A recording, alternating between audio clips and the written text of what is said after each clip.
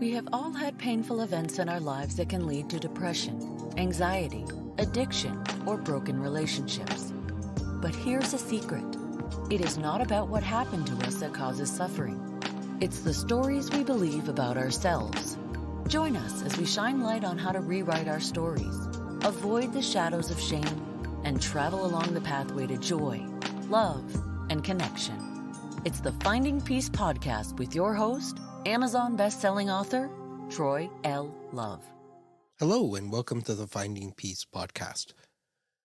If you are a faithful listener and had been waiting for the next episode to drop, well, it's here finally. I went with my son to scout camp a week ago, and I was in a place where there was hardly any Wi-Fi, didn't have a phone that worked very well, and so I was just out in the woods with a bunch of boys. I was able to take a nap in the hammock a couple of times, and it was wonderful. What that meant, though, is that I didn't do any work for a week, which I haven't done in who knows how long. So I apologize for the delay in this podcast being dropped, but it's here now, and I'm super excited. Today, I am going to be interviewing Allie. Allie has a kind, approachable demeanor, and she uses a client-centered approach to create an emotionally safe environment with her clients. She does some things like Reiki. She is a life coach. She works on holistic wellness, and she has been a student in my Finding Peace for Healing Professionals program.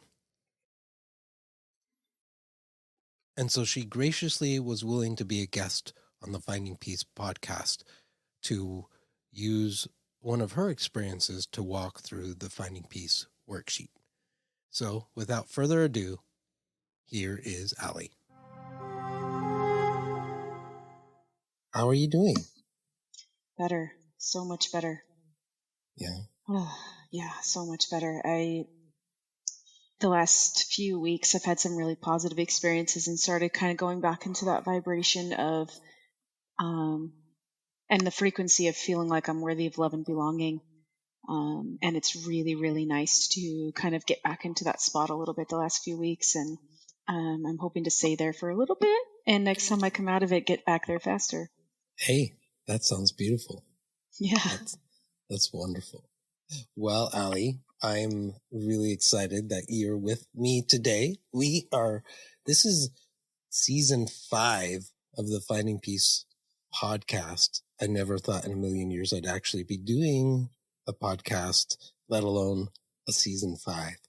But this season, we're doing something a little different, which is we're walking people through the Finding Peace worksheet. And so you are a little familiar with that already. You were asking me earlier, like, are there questions I'm supposed to know? And nope, it's just we're gonna just breathe and have fun together. So let's start out by you sharing with us a situation that you would like to have a little bit more peace, joy, or groundedness about in your life right now.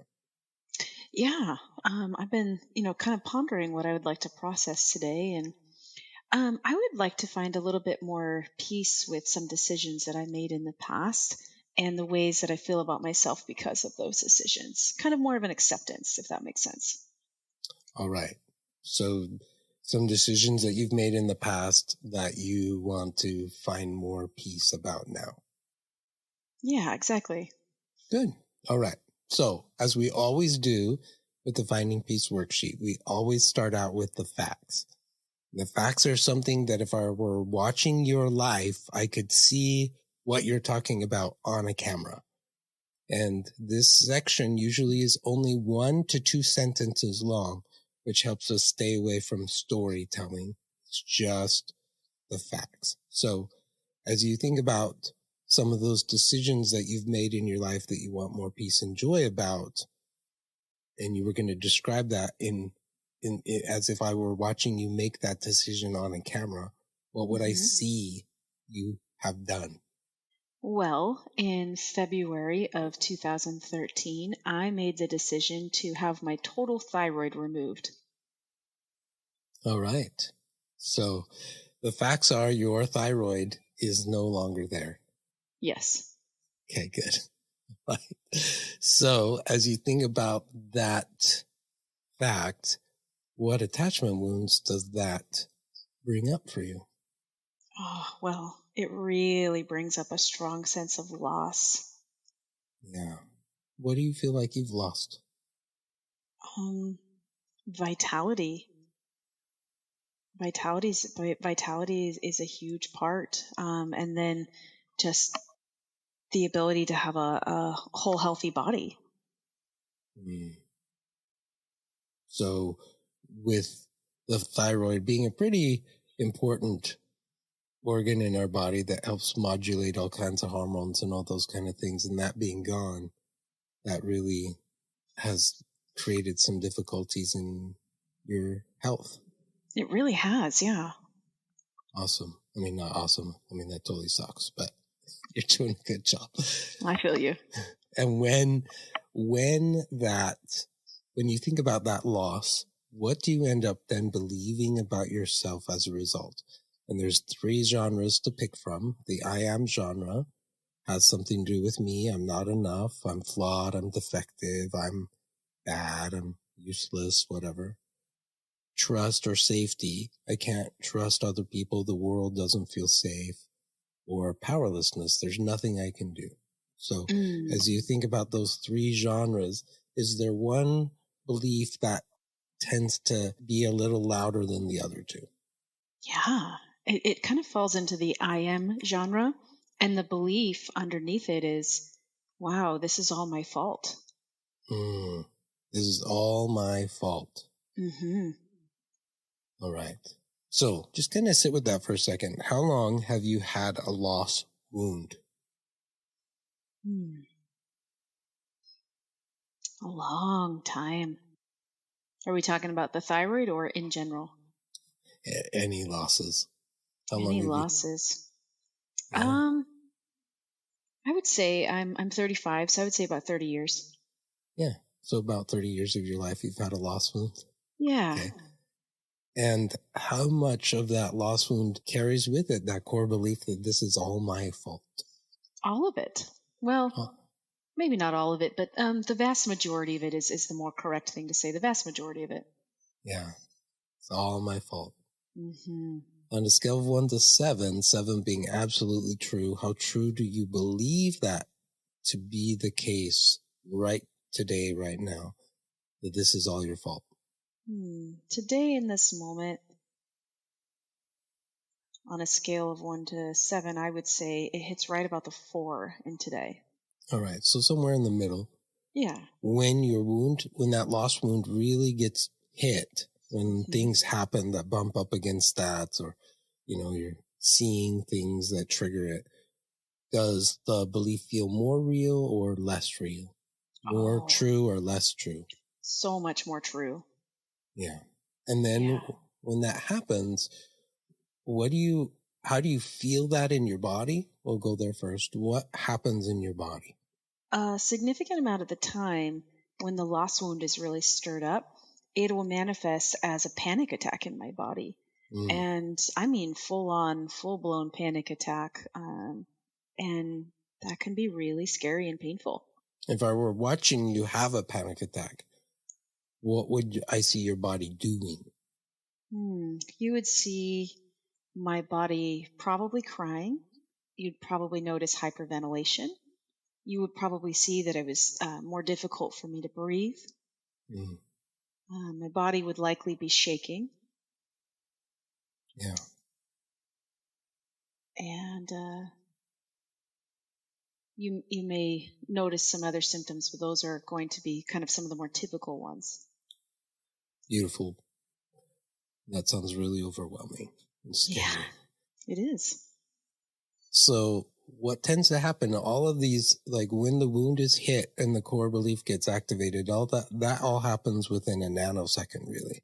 It does. And then your body is reacting to trauma. because it's a trauma response, right? So it's reacting to trauma. And you've said that it's something you've been dealing with for 30 years of your life. As that begins to unfold in our body, we also feel some feelings. So out of those core emotions that are there, which core emotion do you feel like comes up for you the most? Lately, I would identify most with anger. So anger comes from a sense that something has been taken from you without your permission. Exactly. So what do you feel was taken? My health. I feel like my health was taken from me, and I feel like it's something that I cannot get back, and I'm pretty angry about it. So there's a sense of I'm never going to be able to get that health back. Exactly. Yeah. So there's sadness with that too, because sadness comes from a sense that I've lost something and it's not coming back. So anger that I feel like it was taken, and sadness because I don't think it's going to come back. Exactly. And then, quite honestly, there's a lot of fear that comes in, because it's like, wow, you've lost your thyroid. And shortly after, I lost my gallbladder and developed a lot of other chronic health conditions. And so the fear is, well, what else could happen? So that forebodingness of life of like, what else am I going to lose? Lost 2 organs already. 2 down. And that constant what if and what else can happen to your body, it does cause me a significant amount of fear. Yeah, that sounds really, I don't know the right adjective. What adjective would you say that is? It feels foreboding. So as you're carrying that energy with you all the time, and maybe not all the time, but as you're carrying all this energy, this wound being hit, the core belief, this is all my fault, the anger, the fear, the sadness, your body is reacting in that panicky way. What's the energy that you're left with at the end of every day? Exhaustion. And I tend to do what they might call self-imploding. So it tends to be exhaustion, and then my brain searches for any way that all of this is all my fault, and comes up with a lot of stories about how if I only, or if I didn't, or if I did. And it can get really overwhelming and very dark very quickly when I go into those stories. Beautiful. It's like you know exactly where we're going with our psychic powers. Because we call that, I call those the shadows of shame. Yes. Right? Those voices in our head that show up trying to help us deal with all of this pain in really maladaptive and less than helpful ways. So I'm hearing that the judge shows up for you. Oh, she does. Yeah. What does she say to you? Oh, she's mean. And it's like she gets right in my face and says, "This is all your fault. If you had only done this, or if you didn't do that, or if you could just..." And then it's just a barrage of pretty harsh insults, to be honest. So if we had her in the studio with us today and she was speaking into the microphone, what would she sound like? Oh, well, she would sound, very, very much like a very condescending, very judgy, very mean woman. Stern. She old or young? She's harsh. I would say she's probably middle-aged and harsh. The character from The Devil Wears Prada, Miranda. Is that her or is that not her? That's actually really funny and very dead on, Yeah. And Miranda is quite unreasonable if you watch that movie. Oh, yes. And when you have not pleased her, right? Oh, yes, you do. She gives you that look so we got the judge telling you. So specifically, you said some generalities, but specifically, what's on the list? Oh, she'll say, "You made yourself sick. This is all of your fault.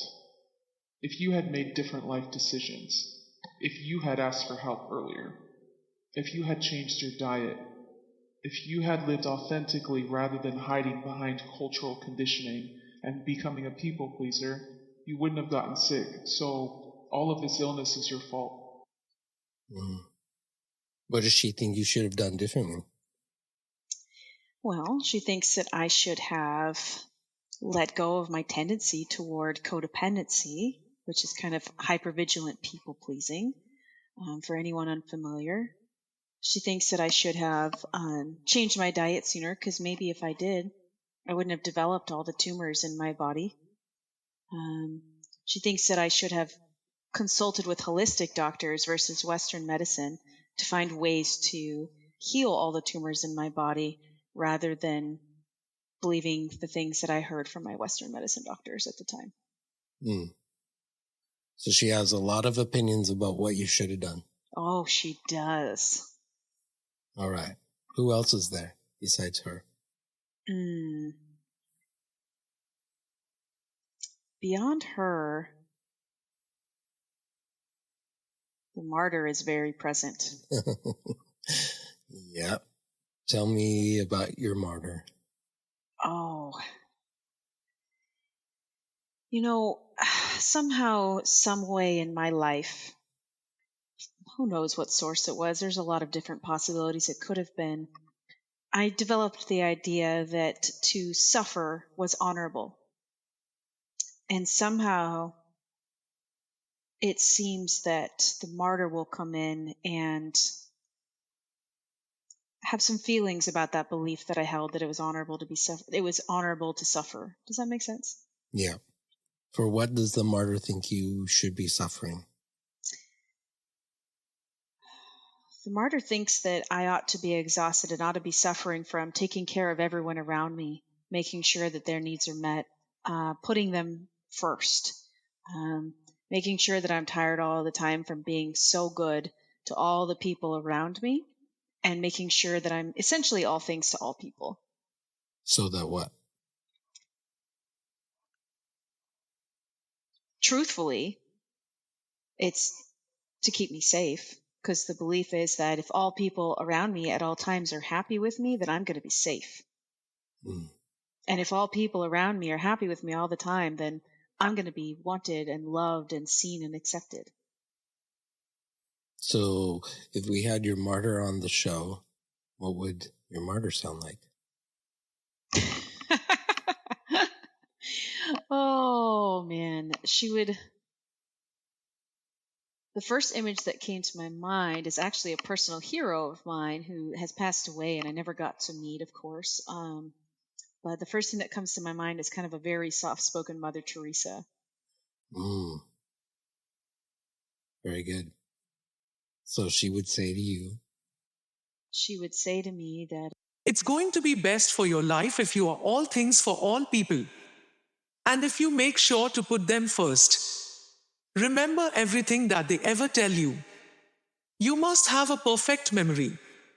You must develop the ability to read others' minds and know what they want before they even ask for it. You must please them at all times. For if you do, you will get some love. You will finally be loved and adored. You must become a mind reader. You must anticipate people's needs before they even hint at what they are. And then you how must good are you fulfill at them that? spectacularly. oh, not very. That sounds like a lot of pressure. It does, and it feels like a lot of pressure. When the martyr shadow comes out, it feels like actual pain in my body from the amount of pressure there. Yeah, I bet. Yeah. Are there any other shadows that show up? Those are the two main ones I see show up, and totally open to your feedback if you're noticing some of the other four, and those are just the two that I notice the most. I'm not noticing any others. The sense of there's nothing you can do would be the impotent one. Right. So I don't know if that one shows up at all. It does on occasion, that feeling of powerlessness, the feelings of feeling trapped. That's something I've been able to work through a lot, with the help of professionals in different ways. In the past, though, it was a serious issue where I would have really significant panic attacks and I would be very afraid because I would feel very powerless and I'd feel that there was nothing I could do to ever change things, and I would feel stuck and I would feel trapped in my body, and it was absolutely terrifying. And these days I feel like I have enough coping mechanisms that that's not so much of an issue anymore, but it certainly was. All right. So you've learned how to become resilient to that one. Yes. It's beautiful. All right. So we have the judge and the martyr, and they're standing there in front of you. And I just want you to close your eyes and imagine that the judge is talking to you, telling you all the things that you should have done better, all the things that needed to have been done differently. How come you can't go back in time and change all these things and should have and all these things?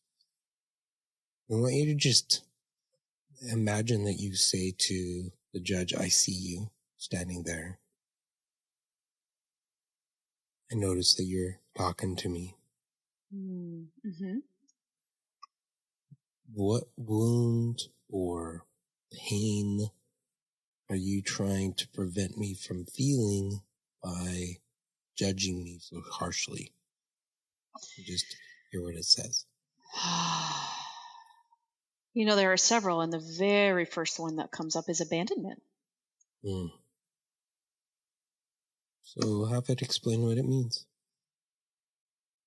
Well, the judge is, I believe, actually, in a way that I don't love, I actually believe that she's trying to help me from having the core wound of abandonment being stirred up. Because, if I'm perfect, she says, then I won't be abandoned. And followed right behind abandonment would be rejection. If I'm perfect, I can't be abandoned and I won't be rejected.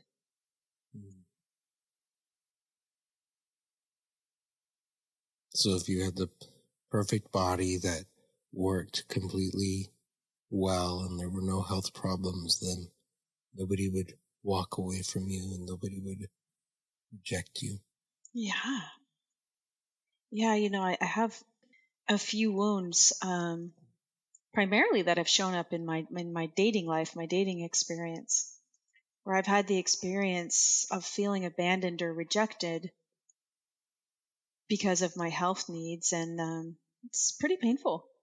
I've also had the same experience in some ways with certain jobs and employment, either having jobs threatened to be lost or being passed over for employment because of some of my circumstances. And those are kind of the two areas that the abandonment and rejection, because of health, kind of come out the strongest. And those are areas where I notice the judge being louder in this area of my life, if that makes sense. Yeah. So it would make sense then that if it were possible to go back in time and change things, it would, at least from the judge's perspective, minimize the likelihood that you would be abandoned and rejected. Well, you yeah. could just fix all those things. Yeah, if only.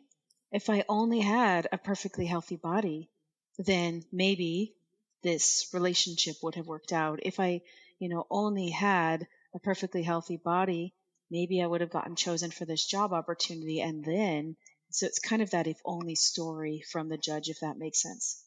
Absolutely. Same process with the martyr. Just imagine that you see it standing there and saying to it, I see you. You can acknowledge that you're there. What pain, what wounds are you trying to prevent me from dealing with by telling me that I have to be responsible for everybody else? The first one that comes up that I'm noticing right away from the martyr is loss. I've experienced a significant amount of loss in my life, and it's painful. And the stories that come from the martyr about why, with a significant amount of these losses, is the most painful part of all, though, to be honest.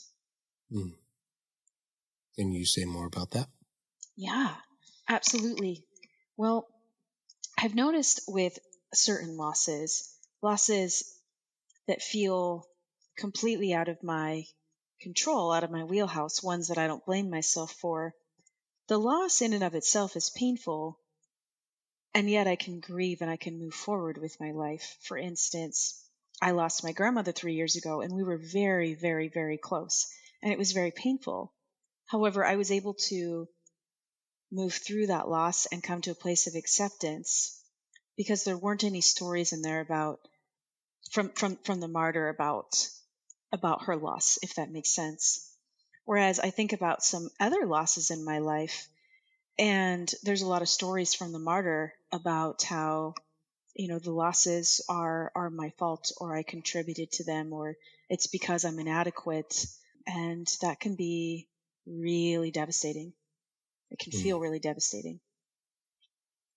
So the martyr and the judge really do like tag team you.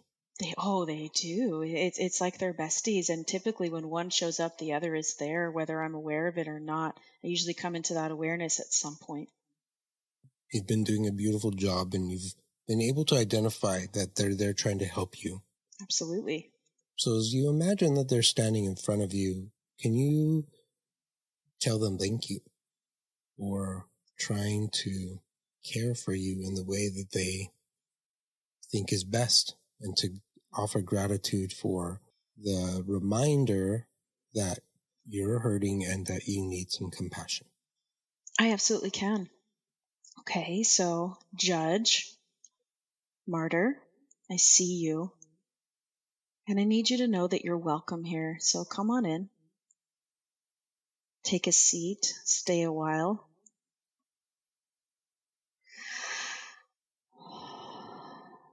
I love you and I accept you.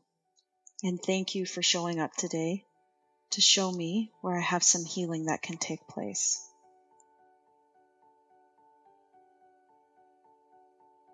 Just breathe into that, and what do you notice?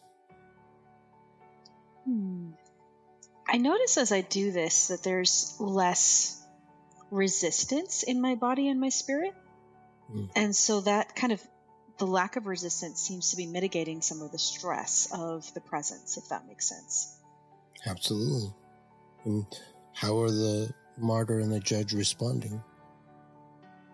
It kind of reminds me of some of the imagery that Dr. Tara Brach uses. And she talks about the judge.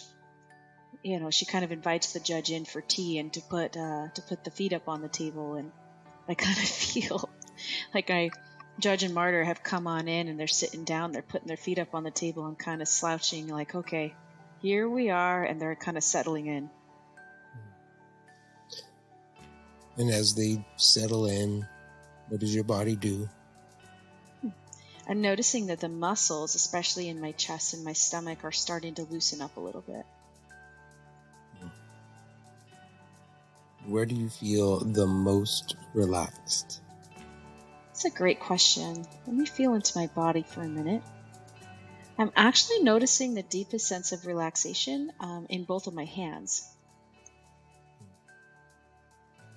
So just breathe into that. And if there was the energy in your hands had a color, what color would it be? It's kind of that blue purple, kind of indigo color. And if it had a texture? It kind of feels like crystal, like the texture of a crystal. And if it had a temperature? It's nice and warm in a beautiful, soothing way. I love warmth. So can you put those hands on your heart, just hold it there with that energy, and then you're going to ask your body a question, not your mind, not the shadows. Allie, what is your new truth?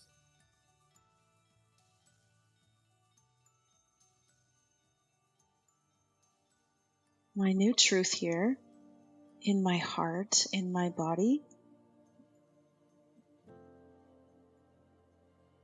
is that I am worthy of love and inclusion. I'm worthy to be loved and to be included.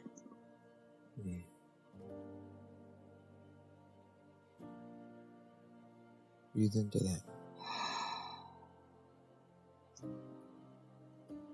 I'm worthy of love and inclusion.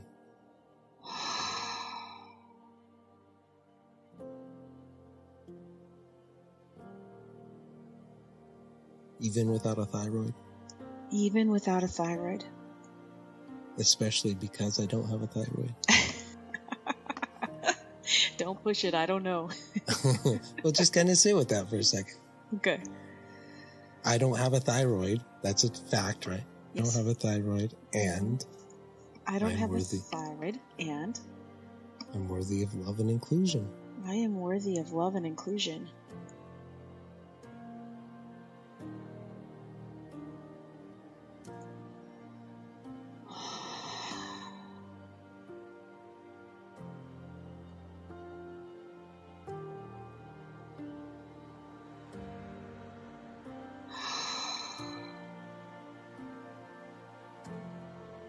Yeah, noticing as I breathe into that in my body that my shoulders are dropping farther and farther away from my ears into a deeper state of relaxation.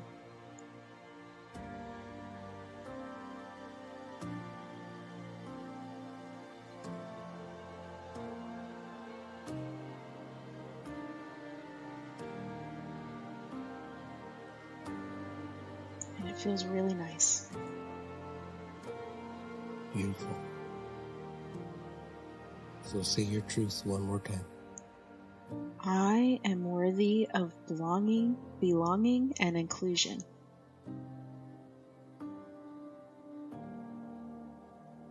You know what? I want to add something. I am worthy of love, belonging, and inclusion. Yes, you are. Just breathe into that.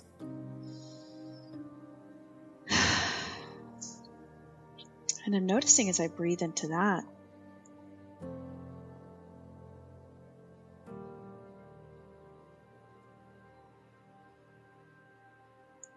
I am worthy of love, belonging, and inclusion. I'm noticing that it's a little bit easier to catch a deeper breath.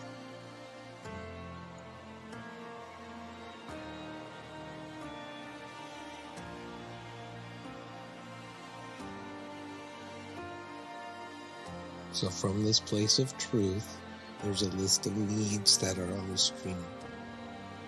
What do you need?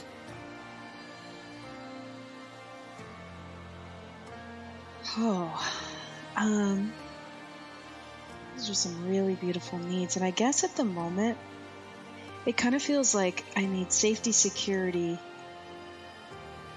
acceptance, and assurance. Like those are the ones that pop the most. Okay. So you need safety and security, assurance and acceptance. Yeah. Okay. So what's it like to just identify that those are your current needs? It feels freeing because I'm telling the truth. It feels very honest, and so I feel free. Beautiful. So what are your choices in getting those needs met? Let's see.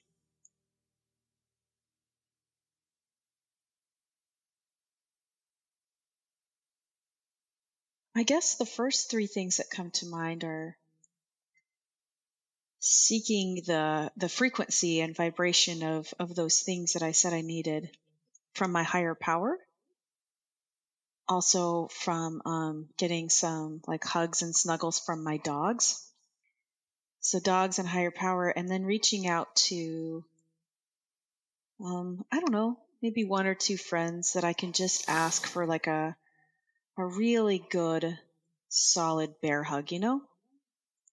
I do. I feel like that bear hug would really help fulfill the safety, security, acceptance, and autonomy in conjunction with my higher power and my wonderful, perfect dogs. Beautiful. So how can you make that happen? Well, I can choose to enter into a bit of a prayer meditation with my higher power.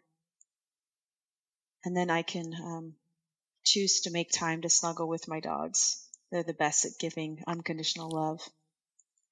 And then I can see if I can find a local in-person friend who might be available today or tomorrow to just give me a big bear hug squeeze. Beautiful. Take a deep breath. Let it go. Do you feel like you have a little bit more peace than you started with today? I absolutely do. It's amazing how that works. Isn't it? Wow, beautiful, beautiful work. Thank you so much, Troy. Thank you. Where can people find you, Howie? So I have a website. It's called chronicwellness.info. And that's probably the best place to find me these days. I also have a chronic wellness Facebook page that can be located. I practice energy medicine it's called Usui Holy Fire. It's a particular form of Reiki lineage. So I see Reiki clients, and I also teach classes to those seeking to be practitioners. I actually got to teach this last weekend. It was really fun. I also do something called theta healing, which is a deep form of meditation using theta brain waves. And then I am a certified life coach through the Finding Peace organization. And so if people are looking for any type of energy healing or life coaching or retreat space where they can become Reiki practitioners, find me on chronicwellness.info or on Facebook using that page. Thank you. Thank you so much for being part of the show today. I would imagine there are many people out there who are dealing with the loss of bodily functions, loss of things that used to work and now they don't. That also probably feel similarly. So thank you for sharing their story as you told yours. Absolutely. And it can be quite cathartic for people to start seeing themselves in other people's stories, and there's a lot of healing in and of itself too. For me, when I see myself in somebody else's story, or when I'm able to facilitate an environment and help individuals see themselves in other people's story, it takes away that feeling and belief that we're alone or we're different, which inherently causes that belief in separation and typically can yield some depression. And I just know that the Finding Peace model can be very, very beneficial. It has been in my personal and professional life, and I'm sure it will be for anybody that is willing to give it a chance if they're willing to do their work. So thank you, Troy. Thank you. One more time, your new truth. My new truth is I am worthy of love. I'm worthy of belonging. And I'm worthy of being included. Yes, you are. Always have been. You've been listening to the Finding Peace podcast. If you love the show or want to ask a question, let us know by going to findingpeaceconsulting.com. There, you can also learn about the Finding Peace 5-Day Challenge. Remember to subscribe to this podcast so you won't miss the next episode. And if you are listening on iTunes, please give us a 5-star rating. It really does help other people find this podcast more easily. Thank you for spending part of your journey with us. And a special thanks to Johnny Porter for producing the show, and A.G. Flux for the new background music. Copyright Finding Peace Consulting.